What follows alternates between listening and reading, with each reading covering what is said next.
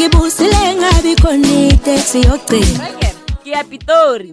Wa shala wena? Hao, o nyaka gore ke bowe ke le lekgoshe le nna. Khane le khosha ke mang?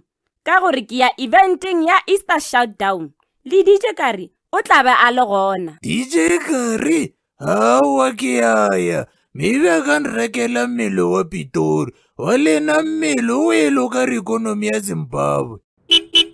Letšatši la lehono ka re le tšule ka di-cream, gape le a re tšhuma. Why o sa reki koloi ka gore wa bereka? Le manager ya ka ga ena koloi. Ke re wena why o sa reki koloi na? Ke go botse gore le manager ga ena koloi. Ga o bone swana le mmago a sena tatago, then le wena o sena tatago ngwana. Tatago ngwana ka ke wena. Go swana ke go thuša ka eng?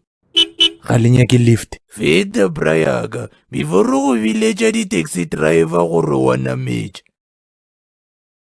Ha, Bobby? Why Bobby? Monna wa go sepela ka leoto o ka re wa thwasa. Aowa, never. Monna ke koloi. Brayaka wa tere go bosiwang o ne koloi dane o ne mosadi.